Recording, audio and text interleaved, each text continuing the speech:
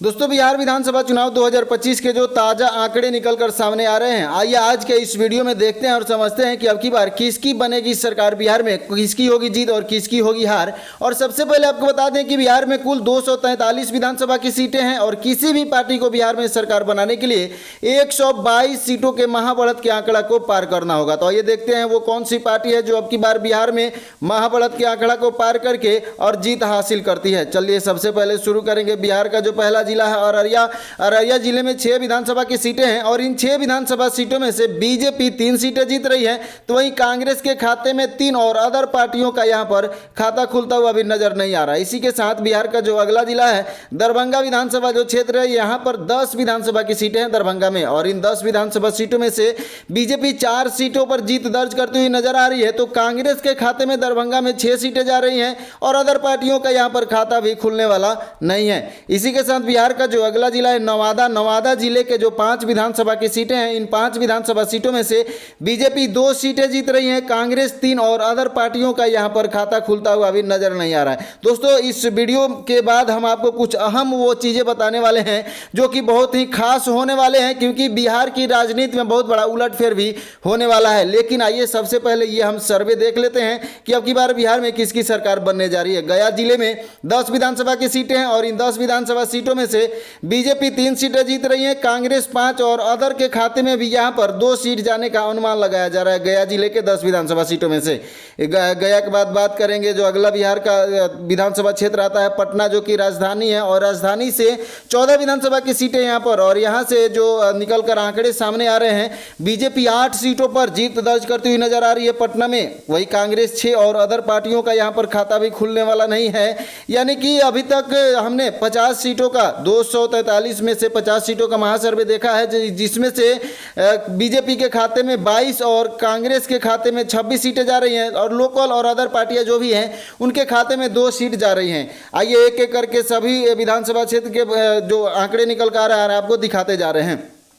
बिहार का जो जिला है सिवान, यहाँ पर 8 विधानसभा की सीटें हैं सिवान में और 8 में से बीजेपी और कांग्रेस दोनों का यहाँ पर बराबरी का टक्कर देखने को मिल सकता है। 4-4 सीटें जीत सकती हैं दोनों पार्टियां सिवान में। सिवान के बाद जो अगला जिला आता है औरंगाबाद, यहाँ पर भी 6 विधानसभा की सीटें हैं और इन 6 विधानसभा सीटों में से बीजेपी 1 और कांग्रेस के खाते में 4 सीटें जा रही हैं, अदर पार्टियों के खाते में भी 1 सीट जाने का अनुमान लगाया जा रहा है औरंगाबाद के 6 विधानसभा सीट में से। इसी के साथ औरंगाबाद के बाद बात करेंगे जमुई जिले के जो 6 विधानसभा की सीटें हैं, इन 6 विधानसभा सीटों में से बीजेपी 1, कांग्रेस 4 और वही अदर पार्टियों के खाते में भी 1 सीट जा रही है जमुई जिले से। जिसके बाद बिहार का जो अगला जिला है पूर्णिया में भी 7 विधानसभा की सीटें हैं और इन 7 विधानसभा सीटों में से बीजेपी 2, कांग्रेस 3 और अदर पार्टियों के खाते में भी 2 सीट जाने का अनुमान लगाया जा रहा है। दोस्तों, फटाफट के अंदाज में हम आप सभी को ये जो महासर्वे ओपिनियन पोल है दिखा रहे हैं और यही ओपिनियन पोल है जो कि जनता ने स्वीकार किया है कि अब की बार किसको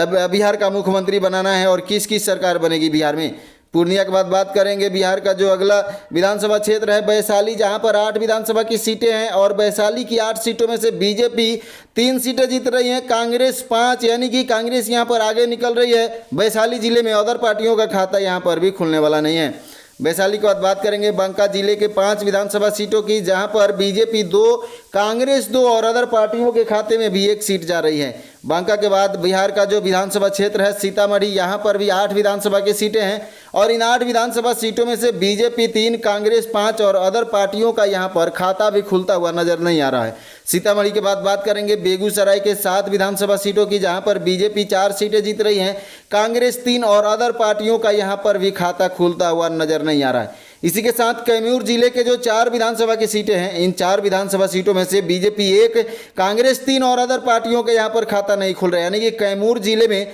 बढ़त बनाते हुए दिख रही है कांग्रेस, जो कि गठबंधन के साथ अपनी सरकार बनाएगी। आइए आगे बढ़ते हैं। लखीसराय की जो 2 विधानसभा सीटें हैं, इन 2 विधानसभा सीटों में से बीजेपी 1, कांग्रेस 1 और अदर पार्टियों का खाता नहीं खुल रहा है। यहाँ पर कटिहार में भी 7 विधानसभा की सीटें हैं, 7 में से बीजेपी 2, कांग्रेस 5 और अदर का यहाँ पर भी खाता नहीं खुलने वाला है। और इसी के साथ भागलपुर के बाद हम बात करेंगे मधुबनी जिले में 10 विधानसभा की सीटें हैं और इन 10 विधानसभा सीटों में से बीजेपी 6, कांग्रेस 4 और अदर पार्टियां का यहाँ पर जो भी है खाता नहीं खुलने वाला है।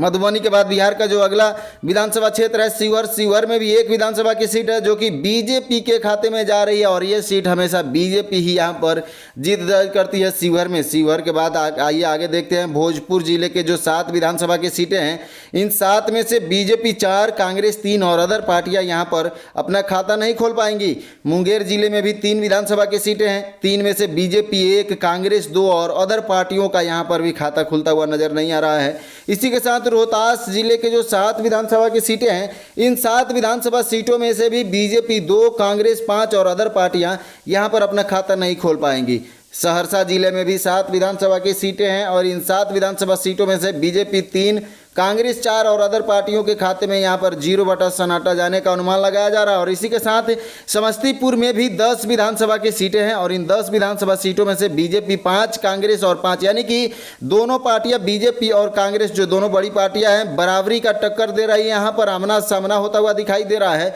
समस्तीपुर के बाद बात करेंगे पश्चिमी चंपारण की, जहाँ पर 9 विधानसभा की सीटें हैं और इन 9 विधानसभा सीटों में से बीजेपी 5, कांग्रेस 4 और अदर का यहाँ पर खाता खुलता हुआ भी नजर नहीं आ रहा है। अरवल जिले में भी 2 विधानसभा की सीटें हैं और इन 2 विधानसभा सीटों में से बीजेपी के खाते में 1, कांग्रेस के खाते में 1 और अदर पार्टियों का यहां पर भी सुपड़ा साफ है। इसी के साथ अरवल के बाद बात करेंगे मुजफ्फरपुर जिले के जो 11 विधानसभा की सीटें हैं, इन 11 विधानसभा सीटों में से बीजेपी 5 सीटें जीत रही है, कांग्रेस 6 और अदर पार्टियों का यहां पर भी खाता खुलता हुआ नजर नहीं आ रहा है। नालंदा जिले में भी 7 विधानसभा की सीटें हैं और इन 7 में से बीजेपी 3, कांग्रेस 4 और अदर पार्टियों का भी खाता नहीं खुल रहा है यहाँ पर। इसी के साथ बिहार का जो अगला विधानसभा क्षेत्र है पूर्वी चंपारण, जहां 12 विधानसभा की सीटें हैं और इन 12 में से बीजेपी और कांग्रेस ने बराबरी का टक्कर यहां पर देखने को मिल सकता है। 6 सीटें जीतकर अपना बढ़त बना रही हैं दोनों पार्टियां। और गोपालगंज जिले में भी 6 विधानसभा की सीटें हैं और इन 6 में से बीजेपी 3 और कांग्रेस के खाते में भी 3 सीटें जा रही हैं।